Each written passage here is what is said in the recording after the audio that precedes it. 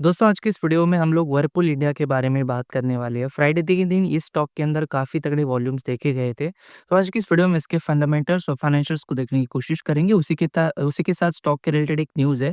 इस न्यूज़ को भी आज की इस वीडियो में डिस्कशन करने की हम लोग कोशिश करेंगे। वीडियो को मैं स्टार्ट करूँ उससे पहले चैनल के ऊपर आप पहली बार आए हो, मुझे पहली बार देख रहे हो तो मेक श्योर कीजिए चैनल को आप सब्सक्राइब करो। यहाँ पे हम लोग स्टॉक मार्केट के रिलेटेड बहुत सारी चीज़ों के बारे में बात करते हैं। अगर मैं वर्लपूल की बात करता हूँ तो अगर आप सबसे पहले इसके रिटर्न्स की बात करोगे तो 1 साल में इस स्टॉक ने -40% तक रिटर्न्स दिए हैं। अगर मैं 5 साल की बात करता हूँ तो 5 साल में भी स्टॉक ने 33% तक रिटर्न्स दिए हैं नेगेटिव।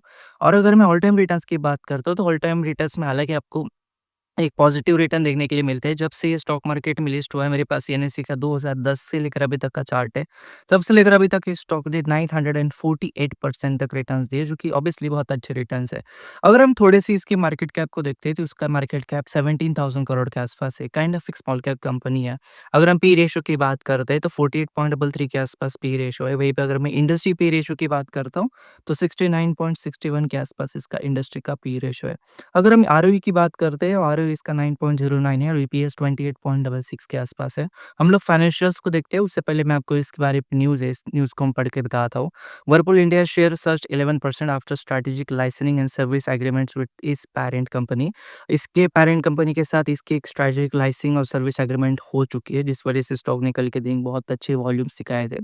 उसी के साथ कोटक ने इसका जो ईपीएस एस्टीमेट है, वो 6 टू 10% से कम किया है। रिवाइज़ फेयर वैल्यू टू ₹1450 का टारगेट दिया है। उसी के साथ parent plans stake reduction to 20% by late CY 2025। Parent company इस कंपनी के अंदर 20% अपना स्टेक जो है वो कम करने वाली है।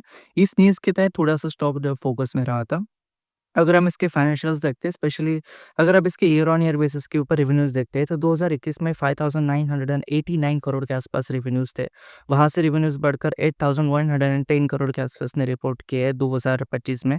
अगर हम प्रॉफिट्स की बात करते हैं तो 2021 में जहाँ पे 352 करोड़ के आसपास प्रॉफिट्स थे, वहाँ से कंपनी अभी भी थोड़े स्टैग्नेंट से ही प्रॉफिट्स रहे। तब से लेकर अभी तक उस प्रॉफिट को इसने हालाँकि एक टाइम पे क्रॉस किया था 2022 में, लेकिन उसके अराउंड ही प्रॉफिट रहे। ऐसे कि आपको ईयर ऑन ईयर बेसिस के ऊपर ऐसे स्टैग्नेंट मतलब अच्छी ग्रोथ आपको नज़र नहीं आती है, उसी रेंज के आसपास आपको प्रॉफिट्स नज़र आते हुए दिख रहे हैं। अगर हम शेयर होल्डिंग पैटर्न की बात करते हैं तो प्रमोटर के पास 51% स्टेक है, म्यूचुअल फंड के पास 25.89% स्टेक है, फॉरेन इंस्टीट्यूशंस के पास 11.12, रिटेलर के पास 9.39 और डीआईएस के पास 2.80% के आसपास स्टेक है। अब बात क्या है कि एलजी हो, चाहे व्हर्लपूल हो, चाहे पीजी इलेक्ट्रोप्लास्ट हो, ये सारे के सारे स्टॉक जो वॉशिंग मशीन्स बनाते हैं, एसी, फ्रिज वगैरह इन सब स्टॉक्स के अंदर इस सारे आइटम्स के अंदर फ़ोकस रहते हैं। इन सारे स्टॉक्स के लिए बहुत अच्छी न्यूज़ इस वजह से आ रहा है कि अगस्त के मंथ में जो जीएसटी रिफॉर्म्स किए गए थे, बहुत सारे इलेक्ट्रॉनिक अप्लायंसेस के ऊपर जीएसटी कम किया गया, जिस वजह से बहुत सारे प्राइसेज़ कम हो गए, जिस वजह से कंज़म्पशन जो है वो बढ़ेगा, ऐसे उम्मीद गवर्नमेंट ऑफ इंडिया को है, जिस वजह से इनके जो रिज़ल्ट्स आने वाले, उसके अंदर भी एक बहुत बड़ी उम्मीद लोगों को है। और इस वजह से जैसे आपने देखा कि इस वीक जो एलजी का आईपीओ लिस्ट हुआ, बहुत अच्छे प्रीमियम के ऊपर लिस्ट हुआ। पीजी इलेक्ट्रोप्लास्ट हो, व्हर्लपूल हो, हायर हो, ये सारी की सारी कंपनी जो है, थोड़े-से फ़ोकस के अंदर है और एज़ ए इन्वेस्टर आपको एक ही चीज़ समझनी पड़ेगी कि इंडिया की जो ग्रोथ स्टोरी है, काफ़ी स्ट्रॉन्ग है। लेकिन उसके साथ लीडिंग प्लेयर कौन है, उनके प्रोडक्ट्स कौन-सी कैटेगरीज़ में आ रहे हैं, उसी के साथ कौन-से प्रोडक्ट को मार्केट ज़्यादा एक्सेप्ट कर रहा है। इन सब चीज़ों के ऊपर काफ़ी डिपेंड करता है, इनका परफॉर्मेंस किस तरीके से होगा, उसके साथ ये लोग क्या इनोवेशंस करते हैं, क्या नई फीचर्स अपने कस्टमर को दे पाते हैं। ये सारी चीज़ें आपको एज़ एन इन्वेस्टर जब तक नहीं आपको अंदाज़ा आता तब तक आप प्रेडिक्ट नहीं कर सकते कि कौन-सी कंपनी इन सारी कंपनीज़ में से लीडिंग फ्रंट पे रहेगी। लेकिन ऑब्वियसली एक अच्छी पुरानी कंपनी है, अपने आप को मार्केट में साबित कर चुकी है, मार्केट में अपना नाम है डेफ़िनेटली। लेकिन देखने वाली होगी बात कि इसके जो प्रॉफिट्स है वो ईयर ऑन ईयर बेसिस के ऊपर किस तरीके से आगे जाकर, जैसे कि आप लोगों ने पिछले 5 साल में देखा कि बहुत ही ऊपर-नीचे आपको दिख रहा है। आगे जाकर क्या वो इतने स्टेबल तरीके से ग्रोथ हो पाती है।